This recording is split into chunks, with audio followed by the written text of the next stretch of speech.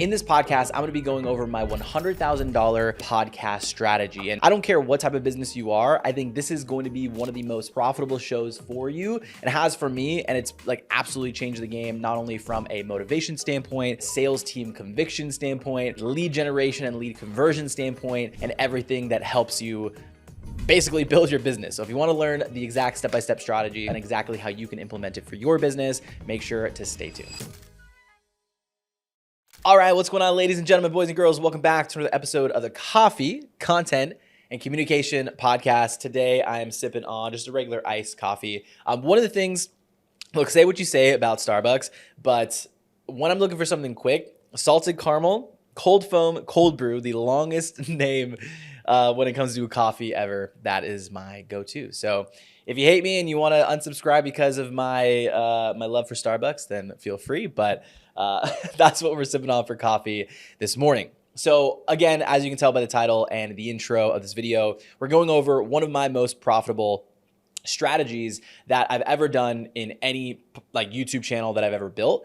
And I didn't mention it in the intro, but it's honestly one of the most fulfilling types of videos that I make, and you'll figure it out here in just a second. So what I want to do is just break down, I'm going to just kind of tell you the story of like how I kind of came up with this idea and the motivation behind the idea, and then we'll go through the actual implementation of how to do this for yourself.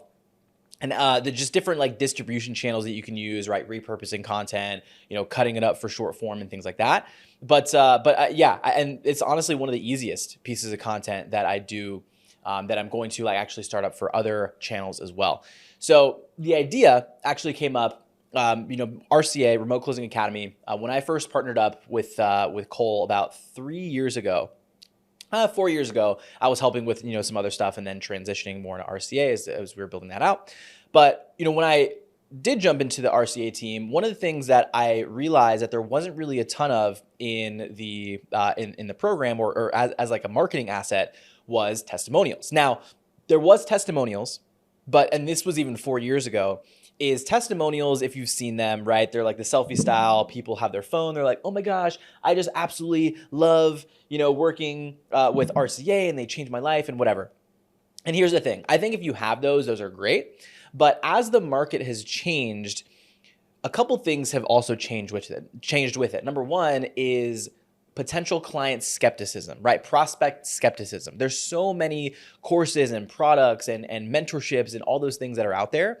And because there's more of those, people have more of an option, or not an option, but they a lot of times they can get burned, right? Because there's just so much out there, they can't really choose which one's the right one. They pick the wrong one, they get burned, and then it's just not something that goes well for them.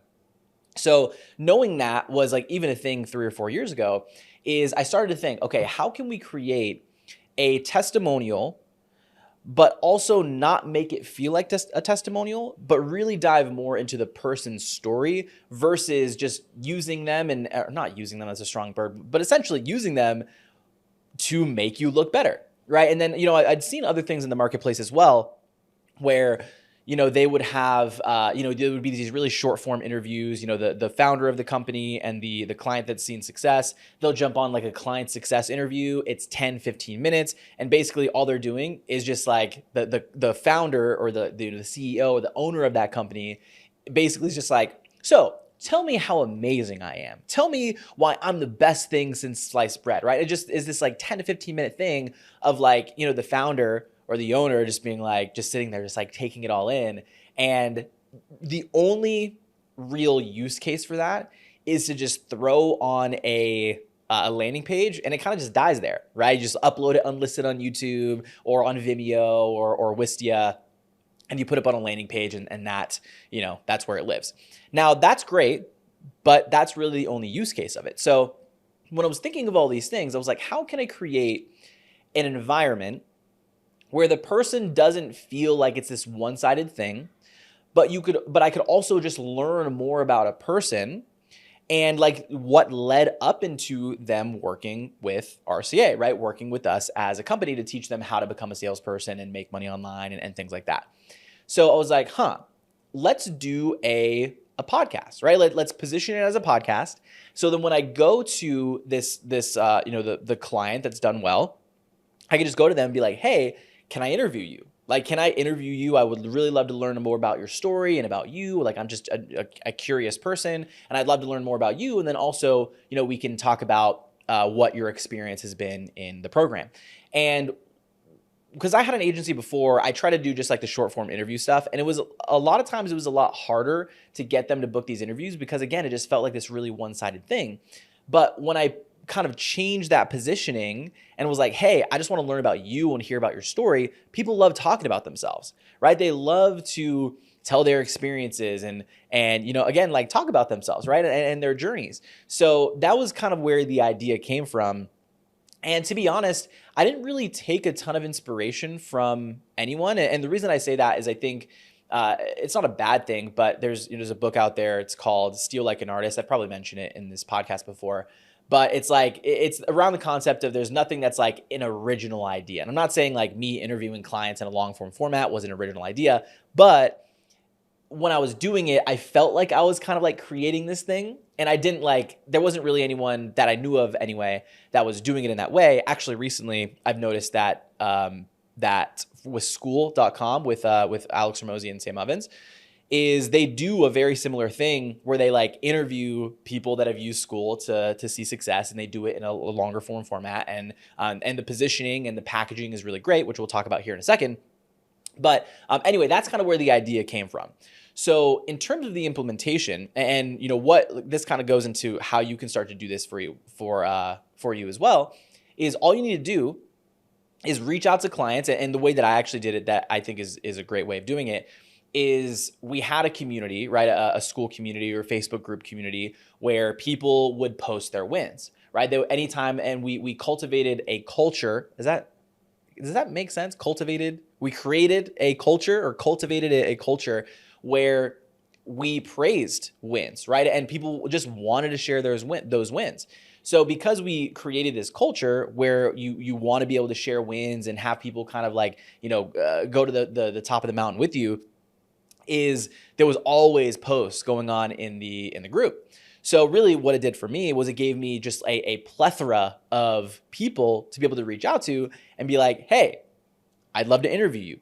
Your story sounds amazing. Is it cool if I interview you? I think your story could help a lot of people. And so, I did that and reached out to a good amount of people, and I would have interviews with people. And it's actually pretty insane, the results that we were able to generate from that. So again, I'll talk more about like the questions you can ask and how to, format the podcast and distribution channels and things like that. But I think the psychology around this podcast idea was really, it helped us out a ton, and it continues to help us every single day, because what it does, and again, the other idea that I had around this is, how can I create a show that not only can be used for the use case that we talked about, right? Putting it on a landing page, and it's on the landing page and people can view it.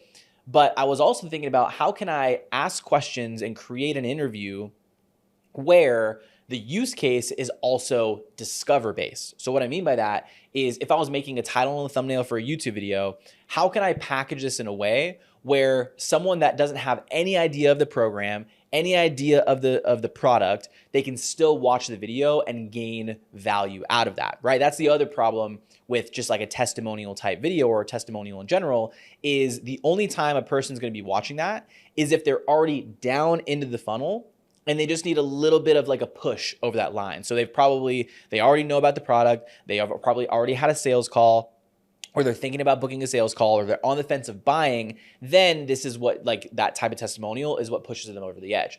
So for example, in this use case, is one of the first episodes, actually episode number 1 was, I talked to this guy, his name's Jordan, and basically he was, he came in, he was a plumber, right? Just learning from his story. He's like 11 kids.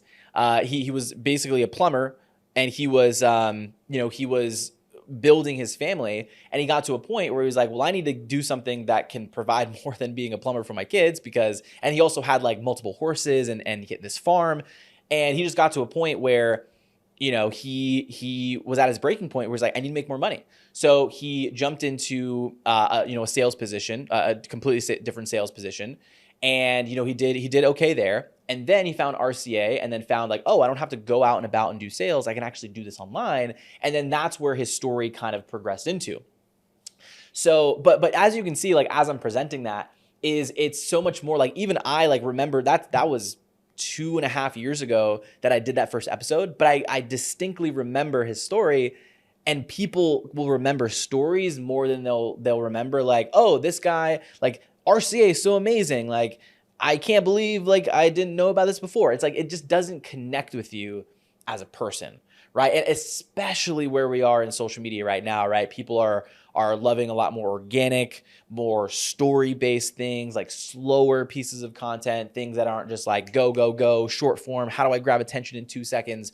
So I think it just, now more than ever, I think it's something that could see way more success than just, again, something that's just going to live on a landing page. So back to the thing that I said from like a packaging standpoint is, if I'm creating a title and a thumbnail, if I just have like a really short interview, really all I can say is like client testimonial John, right? Like that's the packaging of it. But with this, because I know the story, because I know everything about this person, I can now package it. And I think that the way that I packaged it was from plumber to 60,000, or from plumber to $30,000 a month. Or I could even done like this plumber is now making $30,000 a month. So do you see how like that packaging, it could, if that goes out on YouTube and you see that title and thumbnail on YouTube, you're a lot more enticed to be like, wait, hold on, what? This guy went from a plumber to $30,000? Like, that's crazy. So then you jump into the interview, and again, because it's positioned in a way where I'm not like trying to shove something down somebody's throat, is they are more, they're like curious of like, okay, cool. How did this person do that? And what happens is I don't even present, again, I'll touch on like the framework and the questions that I ask and how these episodes go here in a second, but they have to get like 30 minutes into the interview before they even know that this thing is about remote closing or being a remote closer or remote sales. So they're already bought into that person's story. They make it 30 minutes in. They're like, well, I need to like watch a little bit more to see what this guy's about or how this guy got to that point. And then by that time is now we, transition into the remote closing stuff. So anyway, that's like the overall positioning of it and kind of the idea. So let me kind of break down how you can implement this for yourself. So what you're going to want to do is go out to like your best 5 clients, right? And this could be like starting off, go to however many clients you want, right? It could be 5 clients, 10 clients, whatever. But someone that you have been able to, through your teaching and through your coaching, through your product, through your service, you've been able to help them go from point A to point B. It doesn't matter what that is. And keep in mind, this doesn't have to be like a home run, crazy story from 0 to $1 million, right? It doesn't have to be that. I actually think that it's better that it isn't that. You can definitely like sprinkle those in. But another thing that this podcast format really does is it creates probability in a person's success. And probability a lot of times is going to be related to that result not being like, unachievable or not even unachievable. That's not the right word. It's like the feeling of being unattainable. So for example, if I am, if I'm producing or promoting a remote closing program, it's a B2C program. If every single interview is like how this guy makes now $100,000 a month from nothing, it starts to become unbelievable, right? So when you can bring in more people, that is more of like the average result, but the average result is still way better than the person or the potential client that's their situation, right? It's better than their current situation. It makes it more believable and it makes it more achievable for that person. There was I talked about this before, but there was a mastermind event I was at a couple months ago, maybe 6 months ago, and I forgot who the speaker was, but he was talking about the difference between probability and possibility. And where most people sit, right, where a lot of programs sit with these types of testimonials, is they're more like the possibility, right? It's possible that I could do this, right? It's possible that I'd be able to achieve X result. But when you can transition the possibility to probability, which means they're highly like more probable to receive that result, that's where you start to get the buyers, is because they now believe, okay, not only is this possible, but this is possible for me and it's probably going to happen. So that's really what this podcast does, is it sets up so many different interviews to where, again, we at a point where I think I'm at like episode 51. So there's 51 people that I've interviewed that have been like, this is where I was, this is where I am before, this is where I was, or I'm sorry, this is where I was, this is where I am now, this is where I was, this is where I am now. And the end result is all because of the Remote Closing Academy. You can only watch so many episodes before you get to a point where like, dang, I'm like missing out on this thing because everyone's seeing success, right? Because the perceived, it's perceived that more people see success than not. So again, I know I keep saying I'm going to go to the framework, but again, reach out to your first 5 to 10 people that have received some sort of result from you. And all you're going to do is ask them, hey, can I like interview them? I'm curious about you and your life and I want to learn more about you. Right. And yes, it's a podcast format. We'll jump on Zoom. I'll ask you a couple of questions and it's just an easy conversation, right? You want to make it seem just more like a casual conversation. You don't want to I don't even use the word interview when I do these outreach. It's like, hey, can we jump on Zoom and just have a conversation and record it? Like, I'd love to just learn more about you. And when you can position in that way, people don't feel as much, they don't feel as if they have to perform. And I just try to make it feel casual when I'm on those conversations. So, you get people on Zoom, you obviously record on Zoom, and the questions you want to ask, and maybe what I'll probably end up doing is down in the description, I'll put like a Notion document or something, because I have this written out. I'll put a Notion document of some of the questions you can ask and maybe everything that I've talked about in this breakdown. So just check the link in the description, and I'm sure I'll put it down there. So I will put it down there for you guys. But really the way that the interview goes is the first 30 to 45 seconds, or 30 to 45 minutes, right? Because I've found the best, to get someone's story out there and to really get a testimonial from people, is you want it to be about an hour. And sometimes, they're a little bit less, but I've very rarely went less than an hour. So again, 45 minutes to an hour, or the first 30 to 45 minutes are you just learning about them and asking them questions. The framework on every single episode that I started was I did an intro. Hey, what's going on? Welcome to the podcast. We're going to talk about a lot of stuff. How are you? And they'd say, I'm great. And I would say, okay, perfect. So, John, what we usually do in these episodes is I just love to rewind the clocks back before remote closing, right? So before, because I just want them to feel like it's about them. I just want to be like, hey, don't let's not even talk about remote closing first. Let's just rewind the clocks back. What were you doing before remote closing, and what did life look like? And if you do a little bit of research, right, on them and look at their posts in your community, you can kind of build an idea of where you're going to want to bring this conversation. But yeah, so then I would just start with that, and then I just let them kind of take the reins. Sometimes they'll go all the way back to their childhood. Sometimes they'll go, just right before remote closing. So I just kind of put the ball in their court. So then from there, all I do is we just have a conversation. And it's interesting.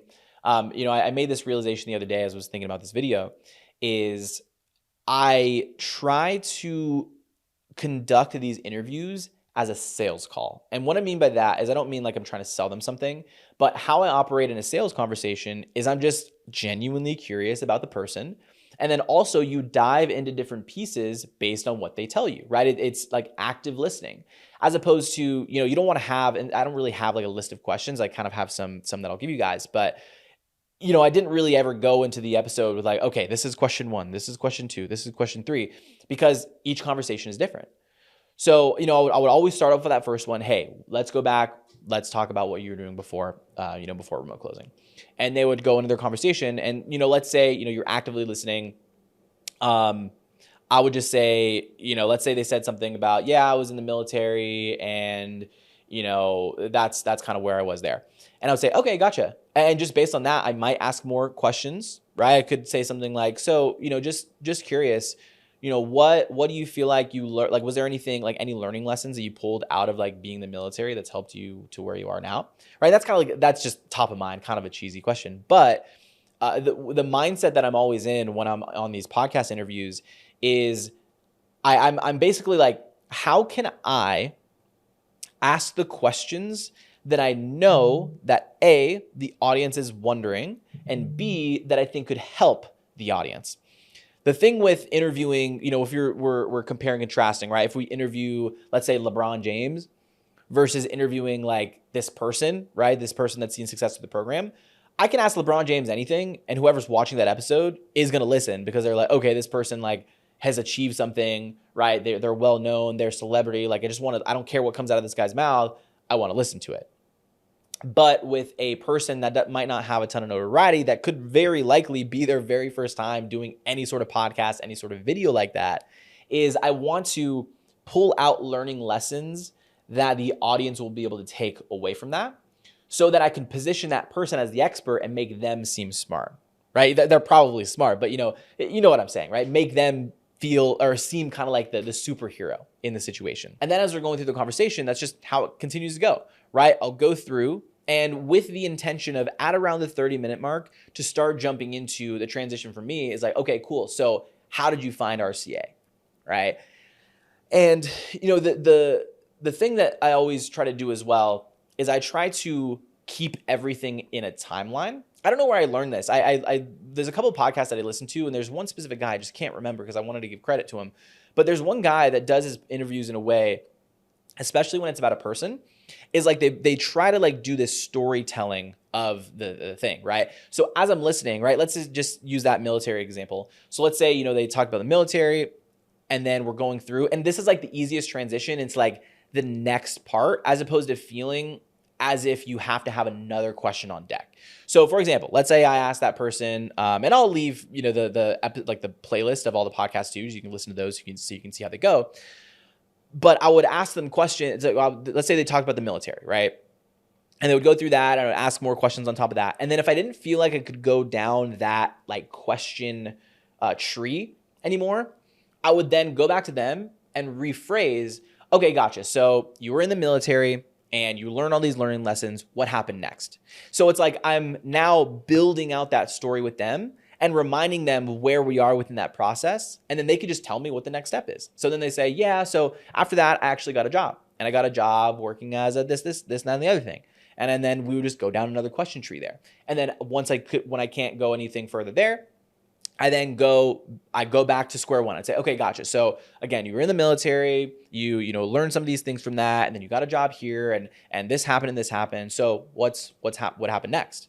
And then again, we're just going down and I'm learning more about them. So I'm building out this storyline, and then you'll feel it, right? It's like either A, they'll get to a point where like they're just naturally it leads into current day where they find RCA or your program, products or service. And then that is when you can transition. And what I'll usually do is they'll say, and then I actually stumbled across an ad, or I saw a YouTube video, or I saw whatever it is. And it's pretty cool too, because I like the YouTube channel and the podcast. Out of the 50 episodes, I'd probably say about 20 of them, the transition was like, actually, I saw one of your videos, or actually I saw a podcast and I listened to all the podcasts, and that's what made me buy the program. So it was really cool, like when because a lot of times I didn't even know that until we like got to that point. So it's just like it's a good feeling to know that like you can be the person that is like at least somewhat played a part in like how their life has changed, right? And they've made to the point where they are. So then that would like transition that. And that's when you can start to ask the questions around your product. But it just seems like a natural progression because you've already learned and asked about their entire first part of their story. And that's just a part of their story.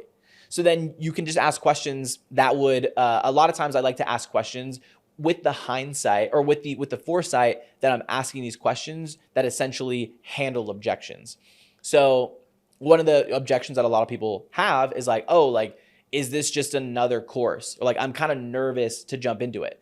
So one of the questions that I would ask is, they would say, yeah, I found RCA, I got an ad and was like, whatever. I was like, okay, got it. So I'm just curious, like, was there any, and that's actually one of my favorite questions is, so just curious, and obviously don't overdo it, but that's like, it's a really easy way to kind of like present a question, like any question out there. So it's like, just curious, like, before you jumped in, was there ever a point where like you felt nervous or scared or anything like that? And sometimes they were like, honestly, no. And I would say, why? And they'd say, well, because I just seen so many results from that. So if someone's watching that is nervous, they'd be like, oh, that's actually a good point. Like there is a lot of results and there is, it's pretty tangible that people are seeing results. Like I shouldn't be scared. Or if I say, hey, so like, were you just like nervous or scared at all? And they'd be like, yeah, honestly, I was pretty scared. And then I'd say, got it. So what helped you get past being scared? Like what helped you get past that skepticism? And they're like, oh, like I did this and I did this and I did this and I did this. I watched all the podcast episodes. I did my research. So then someone again is watching that and they're nervous. They now have the solution to not be nervous anymore, right? So then, I'd ask that question and I would say, okay, so what was like your experience throughout the program? They give me the experience. Another one of my favorite questions, what was your favorite part about the program? Oh, my favorite part was the community. My favorite part was the coaching. My favorite part was this. My favorite part was this, blah, blah, blah, blah, right? But then you can still chunk down and ask more questions on each of those things to create question trees. And what it's doing is it's building that probability within the person that's watching the episode.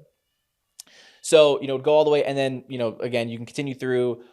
Obviously, so what were the results that you were able to see? Oh, I was able to make this amount of money. I was able to sign this amount of clients. I was able to whatever the solution your product or service brought them.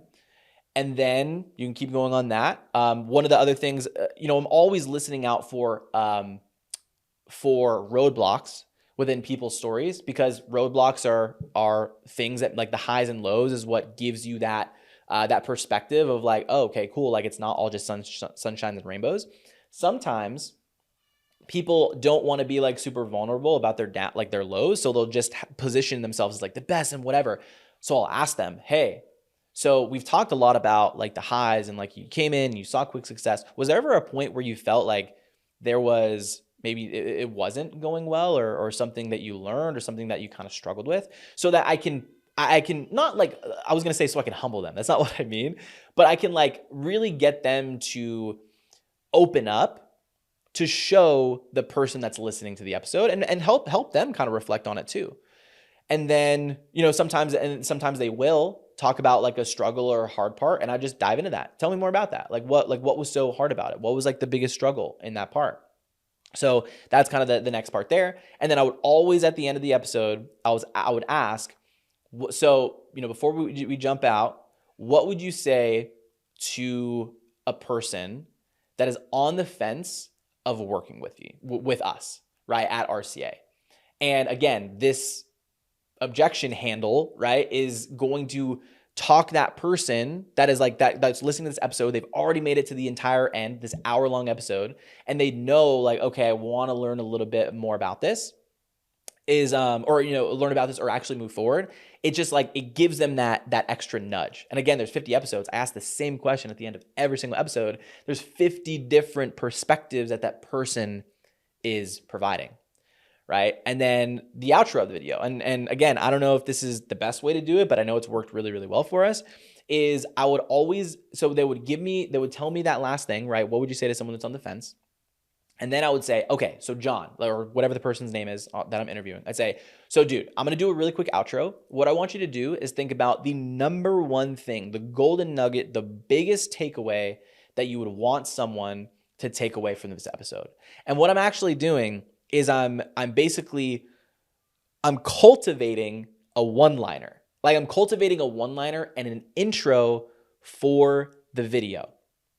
And then I just go into the outro and I say, so you're watching this, and I would literally like, because throughout the interview, I'm looking at like the Zoom camera, but I'll kind of like break the fourth wall a little bit and I'll look directly at the camera and I'll say, so if you're watching this video up to this point, you've listened to us for literally an hour, 55 minutes, or I would look at like the time of like how long we've been recording.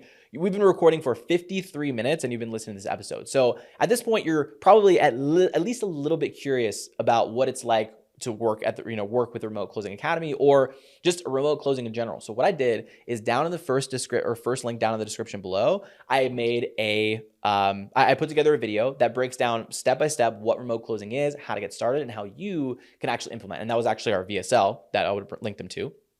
And then I would really emphasize like, hey, like the point of that video is not to sell you a product, it's to give you the information that you need. And full transparency, at the end of that video, there will be an option to book a call with our team if you want to learn more about what it's like to work with us and help you achieve the goals that you're looking to hit. And I would just leave it at that, right? I would say, click the first link down in the description below or the link in the show notes on the podcast apps. And I would say, so John, what you got? And they would just give me this like one liner that give them, 30, 45 seconds to think about.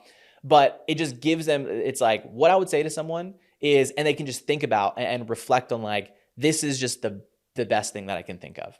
And then when I'm creating the intro, like recreating the intro of the video, I can do a whole other video on this, but when I'm recreating that intro, I start recording like I am here, and I'll say, in this video, in this episode, we talked to a guy that went from X to Y, and then I'll splice in pieces of what he said. And then I'll basically position, this might get a little bit confusing, but whatever they said, let's say at the end of the video, their biggest takeaway or their biggest piece of advice was like, do not quit, right? As generic as that is, right? Don't quit, keep going. You're gonna achieve greatness. So I would say that I would splice in them saying like, this is where I was, but this is before I was after. And then I would come back and I would say, and he gives some of the best tips to make sure that you see success in every area of your life. And it would splice back to him or him or her, and it would say, and it would bring in like just a couple one-liners from what they said. So it's like, I'm now positioning this person as the expert, and they think the viewer is now saying, okay, I'm gonna get this person's story, and I'm also gonna get some tangible information around how I can see success in this industry.